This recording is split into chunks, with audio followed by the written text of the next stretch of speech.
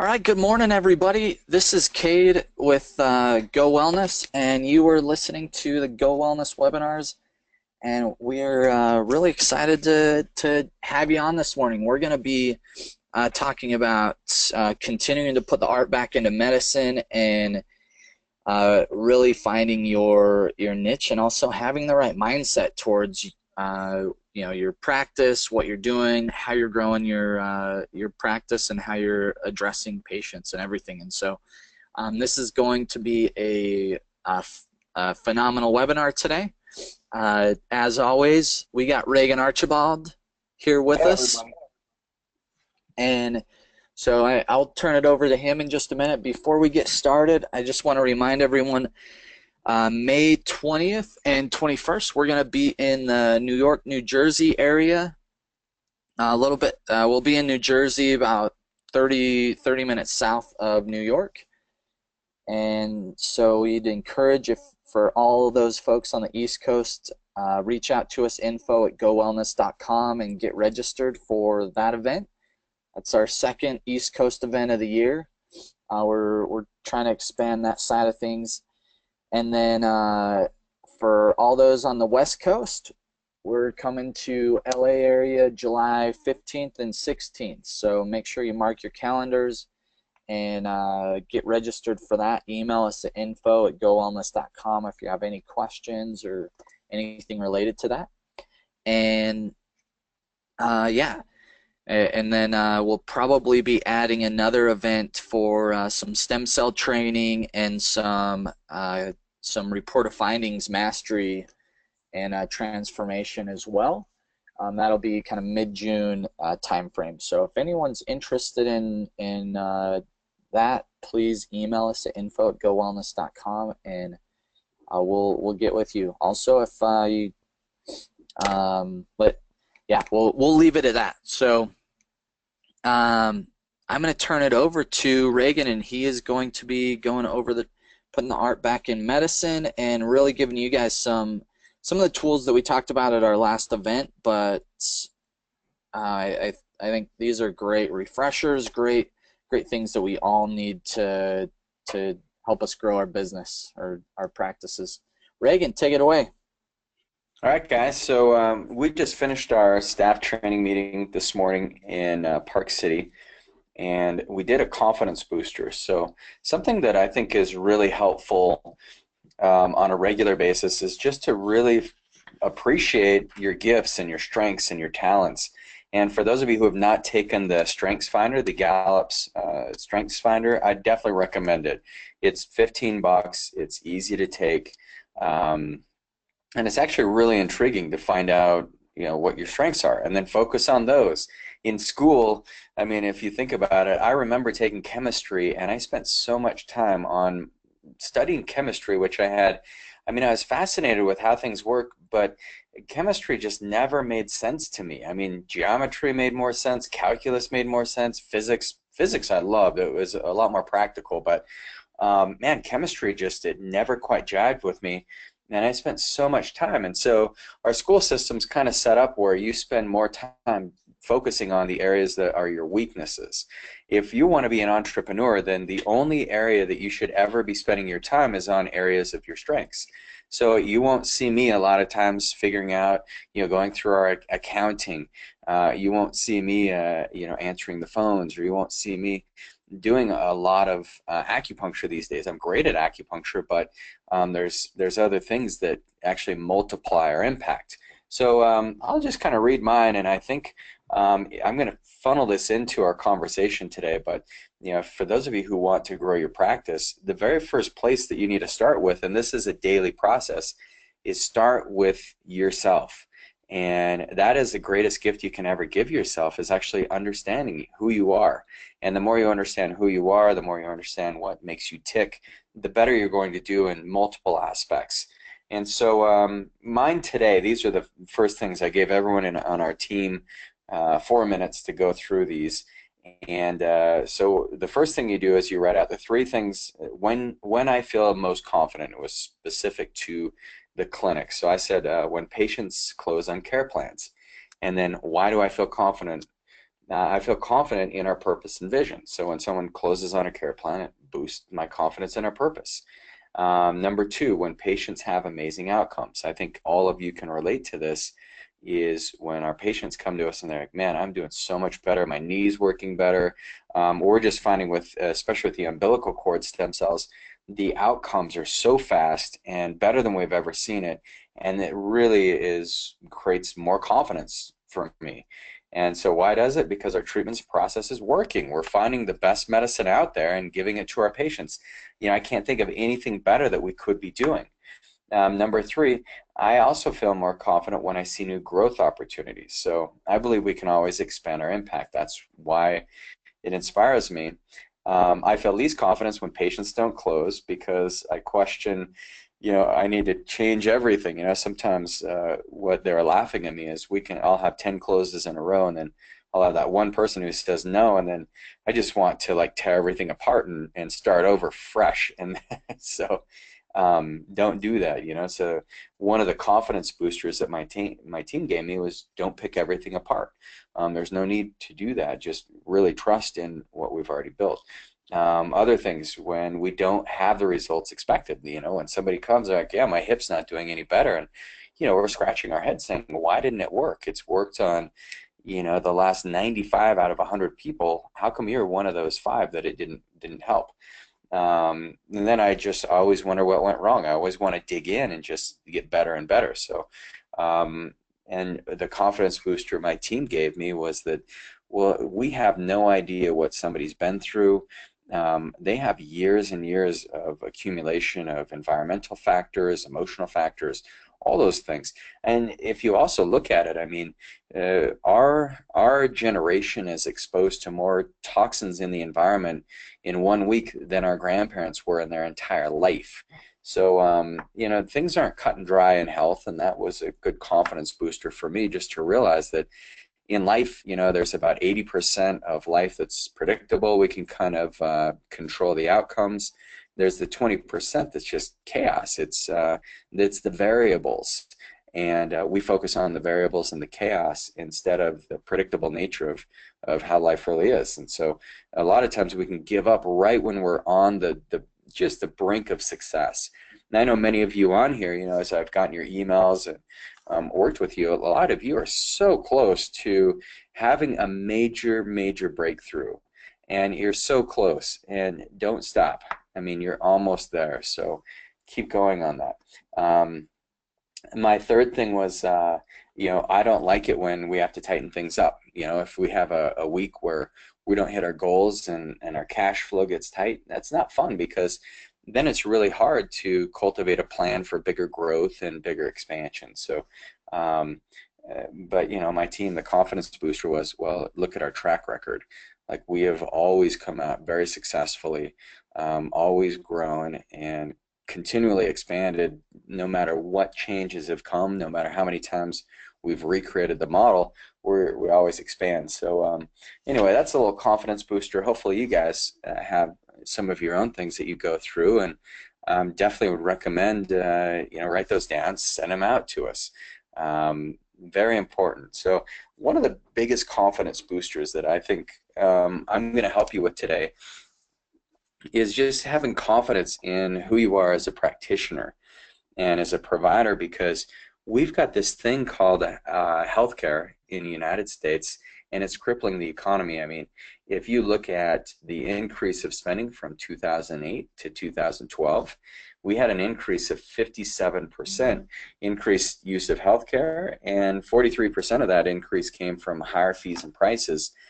We spent $2.6 trillion in 2010 on healthcare, and if you look at last year, 2016, it was 3.1 trillion, maybe close to 3.2 trillion dollars. And this train, it's a runaway train. It's completely out of control. And so the only solution is us.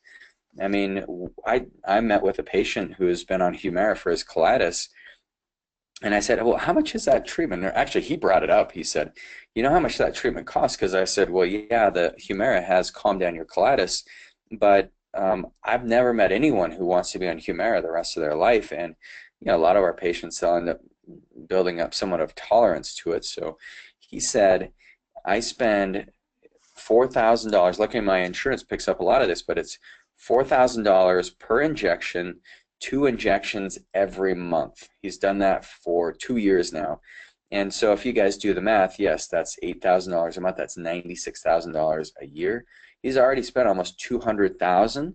And I said, and what did the rheumatologist, or what did your GI doctor tell you? When would you get off this? He said, never. It's, I'm on it for the rest of my life. I even asked him. And I look at the cost of that, $100,000 a year for the rest of his life. Sure, the medication, once it loses its patent, a generic version comes out, probably won't be as expensive, but at the same time, medicine is, I mean, he's on a drug that's masking the symptom. He's fully aware of that. Humira is the most profitable drug right now, but very dangerous. So if you look at the healthcare system in our country right now, angioplasty, 516,955 cases. It averages about $18,825 per procedure, very quick now. $9.7 billion is total hospital cost. That's just the hospital cost. Knee replacement, once again, this is just the hospital cost, is $15,908 per procedure. That's the hospital cost. When you start adding in the equipment, when you're actually buying the knee, and when you add in the orthopedic surgeon's time, the average knee replacement is just under $60,000. You look at a spinal fusion, total hospital cost is $27,568,000, but that's per procedure at the hospital.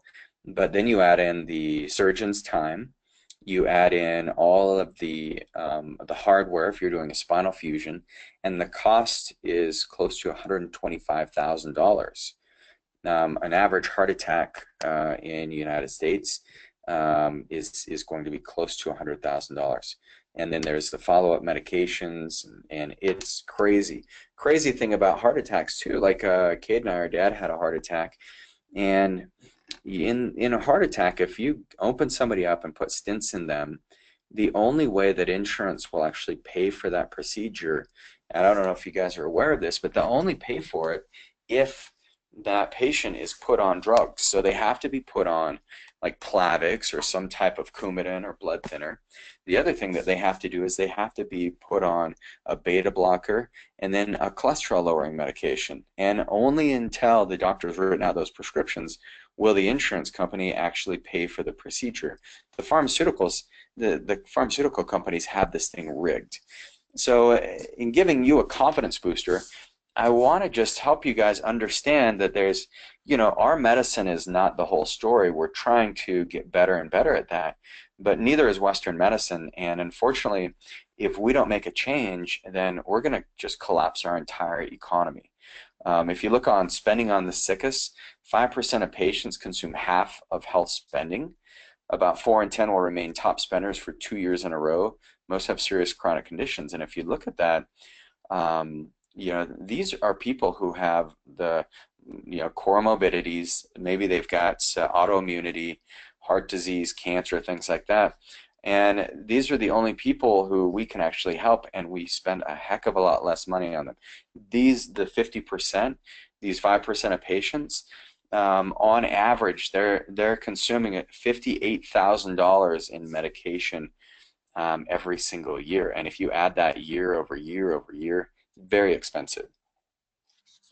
All right, so your confidence booster is, hey, we've got a better alternative. We've got a much better solution. So let's talk about what we can do in our own practice.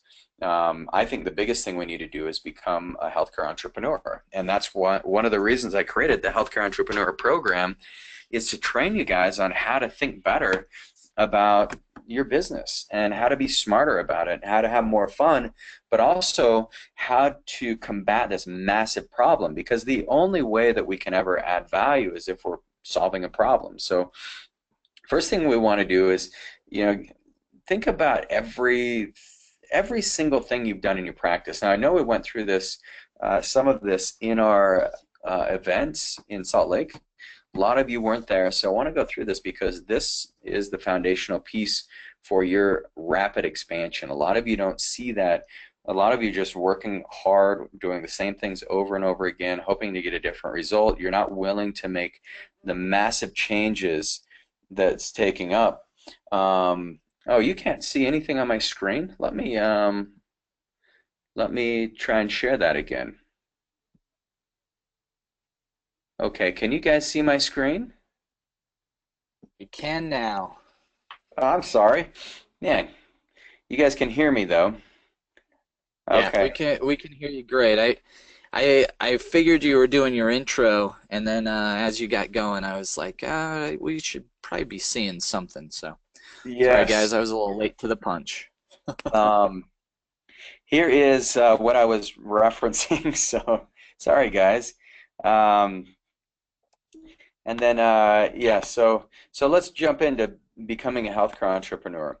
Biggest thing is, and hopefully all of you have a copy of this, but I want every quarter you guys need to be thinking about how can you make the needle move just a little bigger? How can you just expand your thinking? And I think the biggest way that you can do it is really dive into your purpose. We have a massive problem in our country that doesn't need to be there. This problem in healthcare can be solved by you and I. Like, we have the solutions. We could save our country at least $1 trillion, and that's if we were being incredibly like, if we just rolled out the red carpet, everyone got stem cells, everyone got wellness programs, everyone's getting all the services we offer at top dollar, we would still save the company, or save the country. We could cut healthcare costs in half easily, and then the cumulative effect, over the years, it will start decreasing more and more and more. One of the organizations that I did, they're $1 million client. We did corporate wellness programs for them. A company called Parker Hannifin. They got rid of their wellness benefits about 2 years ago because the CEO, who was very pro-health and very employee-driven and oriented, he wanted to create a culture and a community. But once that CEO resigned and the new CEO came in, they got rid of the wellness benefits. They thought, oh, here's an unnecessary expense. And the CEO, his job is to, impress the shareholders by saying, hey, here's where we're cutting expenses, and here's where we're raising revenues. And over the last couple of years, what they've seen is well, first of all, they've had employees, their productivity's down. They've actually, a lot of them have quit because one of the primary reasons they were working was for those wellness benefits. And they also had their major medical health insurance benefits, but now they're actually starting to talk about bringing it back in because it was such a powerful thing. So I think we could do this on a massive scale. And that's why my vision for the future in Go Wellness is each one of you will become a hub. You guys will be a major central ground for sending patients your way, for having training centers, for actually helping people get sorted into the right type of care. And it's a 10-year plan. It's not going to happen overnight, but we all need to start building better teams. And we can't be solopreneurs anymore. We got to build great teams. And I know you look back and you say, how can we ever accomplish this? Well, think about where you started your practice. Just go back to day one, week one. How much money did you guys make the first week in practice? You guys remember that? You guys plug that in there. I'd love to see, just kind of where you were. Think about the first month. Think about the first year. What kind of revenue, how many patient visits did you see? Now, just go back and say, okay, well, wow, when I first started, I remember the first year I did 100,000, and it was like mind-blowing for all my colleagues. Like, that was the dream as an acupuncturist, is do $100,000, and I got there like fast, like the first year, and it was over that too. And so then I remember that's right when The Secret came out, like 12, 13 years ago, and I watched The Secret, and I was all jazzed up on it. I'm like, oh, we're gonna do better. And then, we doubled the next year, and then, every year I was growing, pretty steadily by about 100K, and it was really exciting. But I had never dreamed, now I look back at it and I say, I'm doing 10 times more in a quarter than I was in an entire year. And so I look at that and I say, man, that's a massive growth. I wonder what things are going to look like 10 years from now. And so this is where it's really important to look into the past, because right now, and I'd say each one of you are going to grow 10 times in the next 10 to 20 years. That seems like so much, but actually it's not that far off. So first thing you want to do whenever you're every quarter and every time you're trying to get your head right, just look at this cool little thing. I have Kanye West to, look back, give you some strength. What have you done? What have you accomplished? What are the things that you probably aren't even giving yourself credit for? And then look at your current growth and expansion process, because and this is Chance the Rapper. I mean, talk about growth and expansion. He won 3 Grammys, but we want you to stick to 5 projects right now that are really going to be fascinating and motivating for you up until the end of the next quarter, which is June 30th. So I've got 5 really fascinating projects. It takes a lot of discipline for me not to take on any more than 5, but this is what will really keep you growing. And if you can just make a tiny bit of progress every quarter, every 90 days, you move the needle 1 degree or 2 degrees, before you know it, you'll be 10 times what you're doing right now. And so maybe that's as simple as, some of you just need a space to practice out of. So maybe you just say, well, I'm going to stop trying to find the perfect space, and I'm just going to I'm gonna open up my bedroom or whatever. You just find a place. I'm gonna put the bed down on my truck, and we're gonna have a clinic right here. So, but think about those 5 breakthrough projects, and then cultivate teams around it. I tell you, the best support I get is when I'm honest with my team and I said, look, I really need help in this. And I ask Cade for help all the time, because I have no clue on how to do so many different things in all of the business ventures that we've got going on. And so I always say, I need help, because I know there's people who can do this much better than me, and they actually want to help. I remember working for a contractor as I was growing up, and I was used to working on the farm where I knew exactly what to do, when to do it, and it was always hard work, and you just kept going. Construction, he'd set me loose on one job, and I'd usually finish it like I would annoy him because I'd finished the job so fast, because he couldn't come up with enough work. And so, but I loved it more than anything. Like, I remember once he had me install this gas fireplace, and I was like, I've never done that. And he's like, well, here's some reading material. So I went home and I read how to install the gas fireplace, and I was like, okay, cool. So I stayed up late, I read it, woke up early, and just was fascinated by the job. And it took me almost a week to finally get out everything. The flue, I had to install that, I had to frame it out. I mean, it was a pretty big project, but I felt so accomplished by the end of that. And so your team feels the same way.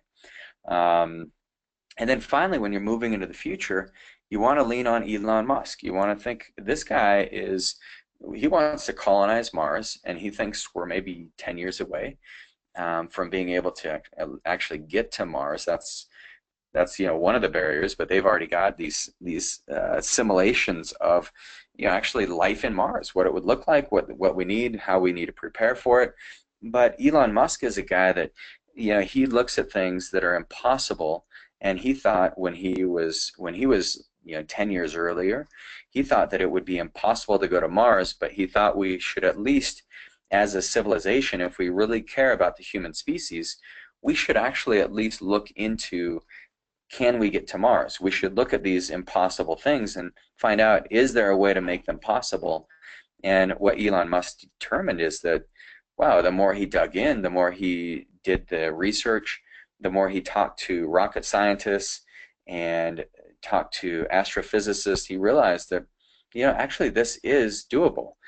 And everyone tells him he's foolish. One of the funny things he says is, I started a space company because I wanted to take a large fortune and make it a small fortune. And essentially that's what SpaceX nearly crippled him financially.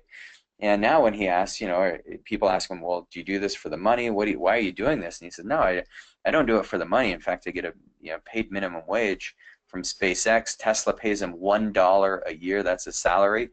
Of course, he gets dividends now, and now that his companies are up and running. But he does it because he feels like He's always been fascinated. There's always been five main things that fascinate him ever since he was in college, and so he's always wanted to work on those projects. But one of those is just creating a better place for humanity in general.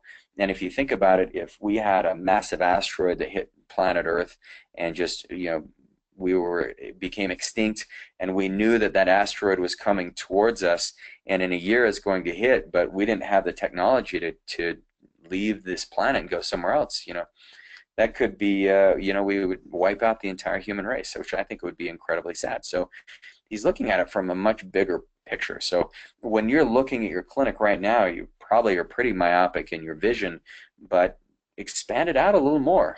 Some of you, I'm really proud of you, you're starting to implement stem cell therapy. We've got had a clinic out last week training. We've got Dr. On, you're coming out next week. We've got so many of you who are diving in and learning these new technologies, new therapies. So I'm really excited for that. But the biggest thing you have to do is make an action plan for these innovations. What innovations do you need? What mentoring? What knowledge? What skills? And the other thing is we are in healthcare, so it's very industry driven. So with stem cells, what are the legal requirements of my state? What do I need to? What's a medical provider that I need? How does their licensing work? Is there a way that I can do this without the complexity? And that's what we're discovering. So stay tuned there. Insights, for stability, you want to make sure that you're looking at all your marketing tools, best patient experience, number of patient referrals. We think patient referrals, we've actually done the data, but they're far more cost effective, far more productive, just more rewarding to work with patient referrals. So, think about how many patient referrals, how are you doing right now on a monthly basis or a quarterly basis, or a daily basis. Hopefully you know your daily stats and you're updating those and you're staying very fascinated and motivated by those. How many marketing events that occurred? How much are you spending on marketing? What's the successful outcome? What didn't work? What have you learned? What are you experimenting with? And then if you take your quarters throughout the year, total number of leads versus goals, I think it's really important to gauge your impact. How many people are actually reaching every single quarter? I mean, I'm really I'm fascinated by our Google Analytics, just seeing how many people actually visit our website on a regular basis. I think it's pretty cool. And then how many new people are coming on, and how long are they staying on the website? Where are they spending most of their time? What percentage of leads to ROS versus goals? Total ROS versus closes, total collections versus goals, total collections versus expenses. So you don't want to have more than about 5 major stats, you get overwhelmed. So those are some things that you can do. So I think the very first thing is, if we're going to create a bigger future in healthcare, and we've got to have some type of, we got to be motivated. And so we got to start loving the value that we offer. We have to believe in ourselves and the value we offer.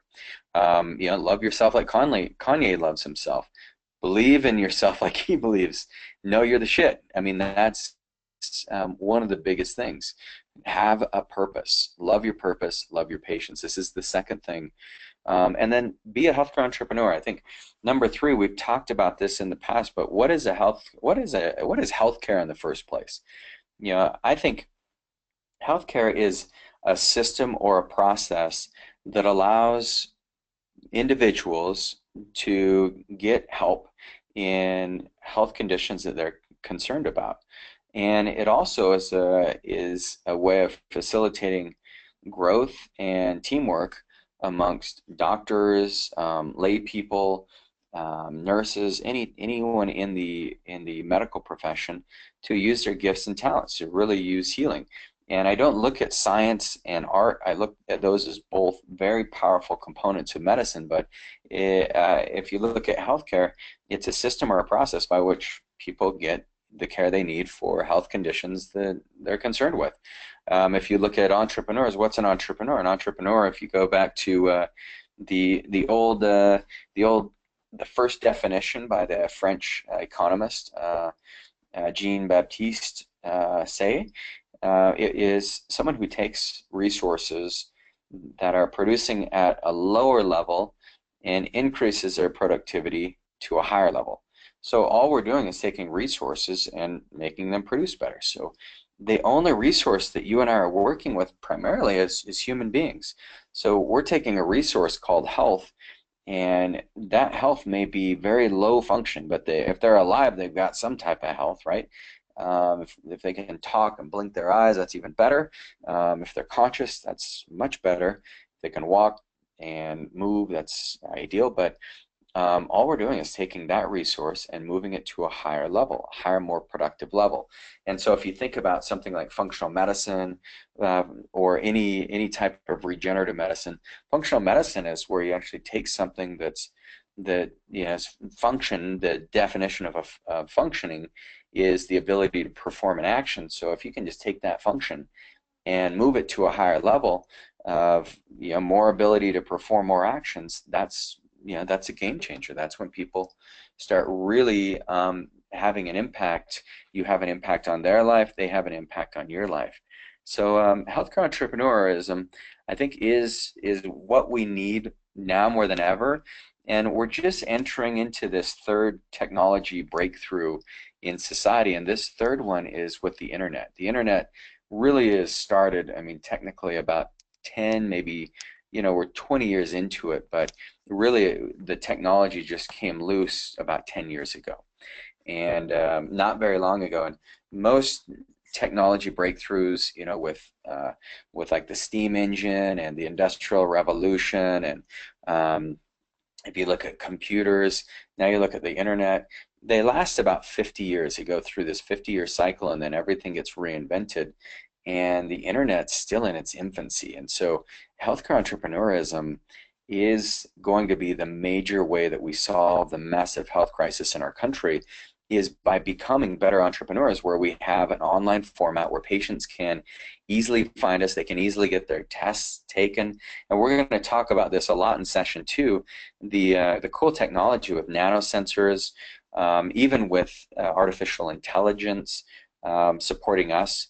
I mean, imagine if you had artificial intelligence that you ran all of your labs through, and that artificial intelligence could analyze every single quantitative number in the lab values and give us the exact data of what patterns of dysfunction are happening from a functional medicine perspective, not just a disease-based. And then the artificial intelligence, based on all of our clinical outcomes, could tell us the probability, the likelihood of this patient changing and getting help just being on supplements, or if they did supplements plus lifestyle, or if they did supplements, lifestyle, and they started meditation or a spiritual practice, and then or that you compare it with having relationships. So you can see how things could branch out into this massive impact very quickly with using nanotechnology. And you have nanosensors, you've got your smartphone that can out-diagnose 10 board-certified physicians. Then it doesn't become this, there's not all the barriers. Right now, I think one of the issues in healthcare is we've created this really cumbersome system where it's very difficult for a patient to navigate it, and it's meant to be complex. Medical doctors use a different language, and it's set up that way. We're using Latin so that you feel you can intimidate your patients. It's no different than what the Catholic priests did back before the Reformation, before Martin Luther broke away. But the priests were the ones that could read. The peasants could not read, and so it was a way of controlling people. And so now that we have this cool thing called the internet, physicians don't have near the control over individuals that they do now. And especially as we become better entrepreneurs, people are going to start to see this.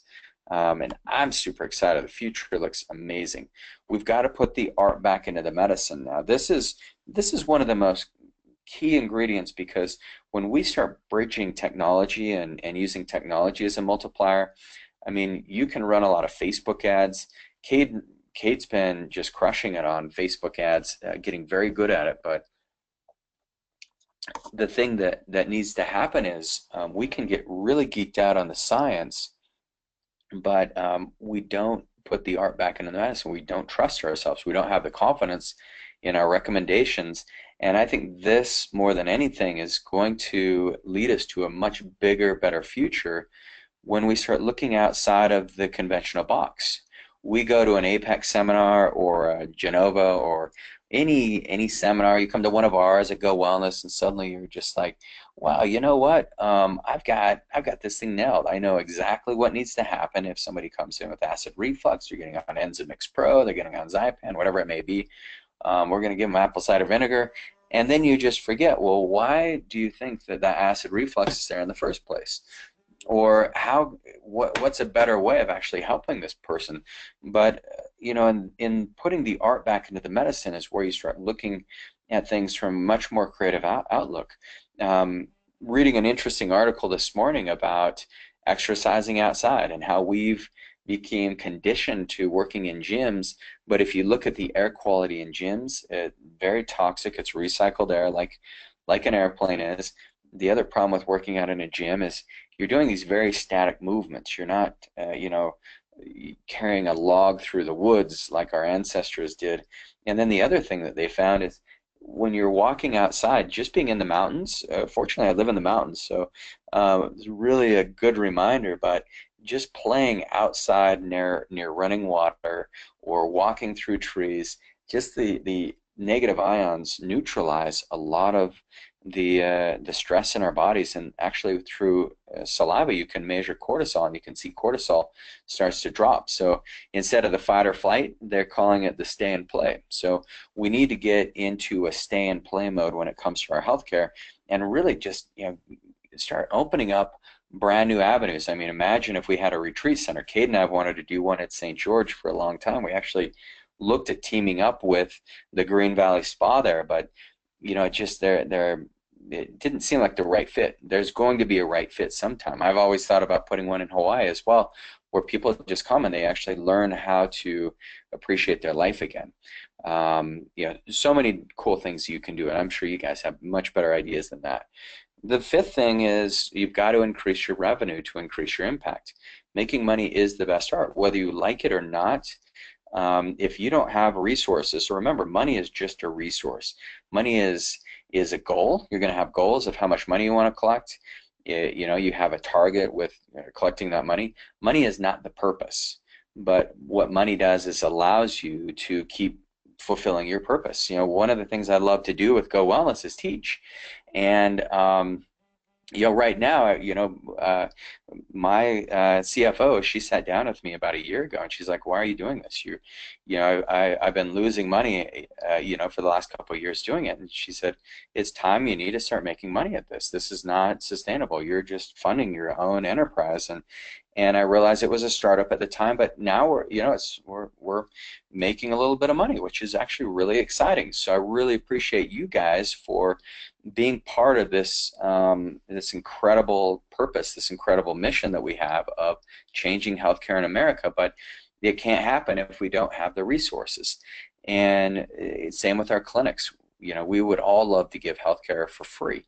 And we'd love it if we gave it out for free and we had some cool system that just paid us. Like, Parker, when they had theirs, that was the best system I'd ever seen. It was a win-win. Win-win for the win-win-win. It was a win-win for the company. The company saved money on major medical, and they're realizing this now more than ever.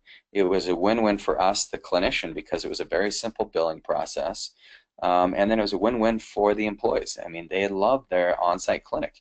And when I'd go travel around the country and give presentations and run tests and do follow-up calls, I mean, they actually absolutely loved that. So it made money. I mean, it made money for all around, and that's what we have to look at as we branch into the medicine of the future. How can we create more revenue, more income, and increase our finances so that we can actually keep producing our art? Next thing, and you guys heard me talk about Picasso.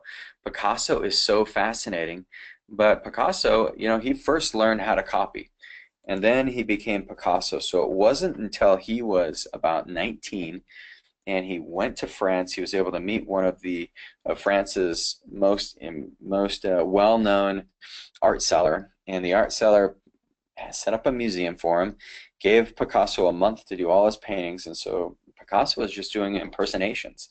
So he painted all the famous artists, post-impressionist, impressionist period, modern art, all, you name it, he painted it. And when people came to the show, I mean, he still had tacky paint. When he ran out of canvases, he grabbed cardboard. He started drawing on cardboard, but he made enough money there where he actually could focus on being creative now. So in Picasso's case, yes, the only way he could launch his career, and in any artist, you look at Van Gogh, you look at Michelangelo, the only way that any artist could create real lasting work is if they had the financial resources. And so Pablo Picasso, first we all start by copying. We copy what really works. Many of you have copied our business systems, which is beautiful. That's what you're paying us for. But then over time, what you're going to do is you're going to make it your own. You're going to steal it. And you steal something. To steal something means you take ownership over it. You take full responsibility for the outcomes. And that's what Picasso did. The other thing that artists do is they learn by teaching. So you've got to start teaching. Now, when you put yourself in a room one-on-one with a patient, your impact is great, right? It's profound and it's an important part of your day. But imagine if every hour, instead of being with one person, you're in front of 10 people. Now, do you think that would expand your reach? Would that be a multiplier? And imagine if you just could do that one day a week, and then you had the rest of your week to rejuvenate, to play, to think about things for a minute, to really, get in touch with what your skills and talents are. Like that seems pretty ideal. So you want to start teaching and really master that art and create a community that fosters sharing knowledge and connections. One of the reasons why I love coming to the Go Wellness events is because those of you who are there, you give such good feedback and insights. I mean, every time I'm done with the event, I'm like, all right, we got to make some changes. I learned from you guys just like you learned from me. And hopefully what you guys are doing at the events, and I see many of you doing it, that's one reason I have a party at my house every time. A lot of times we'll go to dinner, and because the connections that you make are far more valuable, and what you learn from your mentors and your colleagues is far more valuable than even what you're getting in the seminar. Create a new genre of medicine. So part of how we create this new genre is by leaning on each other, finding out what works, what doesn't work. We're starting, we've done several iterations of our new patient marketing. And right now it's doing better than ever, and I'm more excited and fascinated by it than I ever have been. That's going to be key. In Park City, we're getting our medical referral program going, and it's a way of creating a new genre because more and more people are going to hear about us and know about us.